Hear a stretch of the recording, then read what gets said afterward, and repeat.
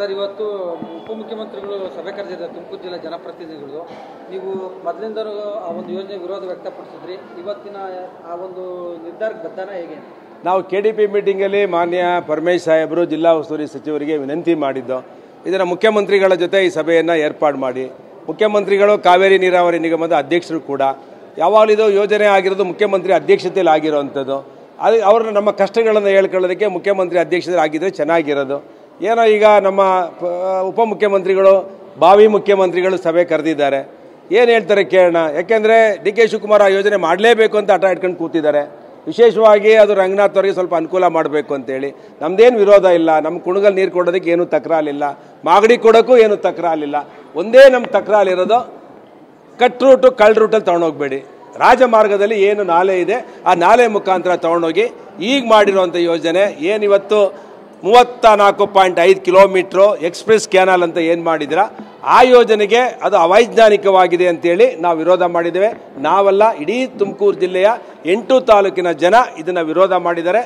ಈ ಯೋಜನೆ ಮಾಡೋದ್ರಿಂದ ಮುಂದೆ 8 ತಾಲೂಕುಗಳಿಗೆ ಹೇಮಾವತಿ ನೀರು ಯಾವುದೇ ಕಾರಣಕ್ಕೆ ಸಿಗೋದಿಲ್ಲ ಅಂತ ಹೇಳಿ ಸ್ಪಷ್ಟವಾಗಿ ಹೇಳಿದ್ದೇವೆ. ಇವತ್ತು ಕೂಡ ನೇರವಾಗಿ ಅದನ್ನು ಸಭೆಯಲ್ಲಿ ಹೇಳ್ತೇವೆ. ನಾವು ಮೂಲ ಯೋಜನೆ ಬಿಟ್ಟು ನೀವು ಮೂಲ ಯೋಜನೆ ಮುಖಾಂತರ ಮಾಗಡಿಗಾರು ತೊಗೊಂಡೋಗಿ, ಚನ್ನಪಟ್ಟಣಕ್ಕಾರು ತೊಗೊಂಡೋಗಿ, ರಾಮನಗರಕ್ಕಾರು ತೊಗೊಂಡೋಗಿ ನಾಲೆ ಮುಖಾಂತರನೇ ನೀರು ಹೋಗಬೇಕು ಅನ್ನೋದು ನಮ್ಮ ರೈತರದ್ದು ಆಗ್ರಹ, ನಮ್ಮದು ಆಗ್ರಹ. ಇಡೀ ತುಮಕೂರು ಜಿಲ್ಲೆಯ ಪರಮೇಶ್ವರ್ ಅವ್ರದ್ದು, KN ರಾಜಣ್ಣ ಅವ್ರದ್ದು ಮತ್ತು ಎಲ್ಲ ಕೃಷ್ಣಪ್ಪನವ್ರದ್ದು, ಜ್ಯೋತಿ ಗಣೇಶ್ ಅವ್ರದ್ದು, ಸುರೇಶ್ ಬಾಬು ಅವ್ರದ್ದು ಎಲ್ಲರದ್ದು ಇದೇ ಆಗ್ರಹ ಇದೆ. ಸರ್, ಇವತ್ತು ಉಪಮುಖ್ಯಮಂತ್ರಿಗಳು ಸಭೆ ಕರೆದಿದ್ದಾರೆ ತುಮಕೂರು ಜಿಲ್ಲೆ ಜನಪ್ರತಿನಿಧಿಗಳು.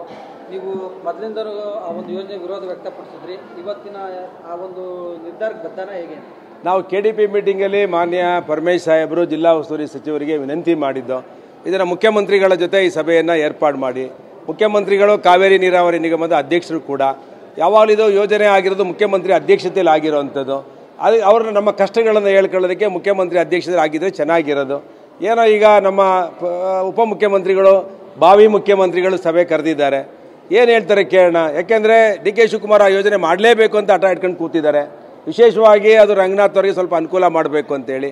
ನಮ್ಮದೇನು ವಿರೋಧ ಇಲ್ಲ, ನಮ್ಮ ಕುಣಗಲ್ ನೀರು ಕೊಡೋದಕ್ಕೆ ಏನೂ ತಕರಾಲಿಲ್ಲ, ಮಾಗಡಿ ಕೊಡೋಕ್ಕೂ ಏನೂ ತಕರಾಲಿಲ್ಲ. ಒಂದೇ ನಮ್ಮ ತಕರಾಲಿರೋದು ಕಟ್ ರೂಟು ಕಳ್ಳ ರೂಟಲ್ಲಿ ತೊಗೊಂಡೋಗ್ಬೇಡಿ. ರಾಜಮಾರ್ಗದಲ್ಲಿ ಏನು ನಾಲೆ ಇದೆ ಆ ನಾಲೆ ಮುಖಾಂತರ ತೊಗೊಂಡೋಗಿ ಈಗ ಮಾಡಿರೋವಂಥ ಯೋಜನೆ ಏನಿವತ್ತು 34.5 ಕಿಲೋಮೀಟ್ರು ಎಕ್ಸ್ಪ್ರೆಸ್ ಕ್ಯಾನಲ್ ಅಂತ ಏನು ಮಾಡಿದಿರ ಆ ಯೋಜನೆಗೆ ಅದು ಅವೈಜ್ಞಾನಿಕವಾಗಿದೆ ಅಂತೇಳಿ ನಾವು ವಿರೋಧ ಮಾಡಿದ್ದೇವೆ.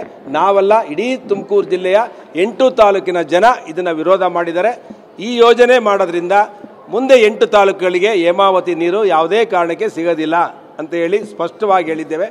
ಇವತ್ತು ಕೂಡ ನೇರವಾಗಿ ಅದನ್ನು ಸಭೆಯಲ್ಲಿ ಹೇಳ್ತೇವೆ. ನಾವು ಮೂಲ ಯೋಜನೆ ಬಿಟ್ಟು ನೀವು ಮೂಲ ಯೋಜನೆ ಮುಖಾಂತರ ಮಾಗಡಿಗಾರು ತೊಗೊಂಡೋಗಿ, ಚನ್ನಪಟ್ಟಣಕ್ಕಾರು ತೊಗೊಂಡೋಗಿ, ರಾಮನಗರಕ್ಕಾರು ತೊಗೊಂಡೋಗಿ ನಾಲೆ ಮುಖಾಂತರನೇ ನೀರು ಹೋಗಬೇಕು ಅನ್ನೋದು ನಮ್ಮ ರೈತರದ್ದು ಆಗ್ರಹ, ನಮ್ಮದು ಆಗ್ರಹ.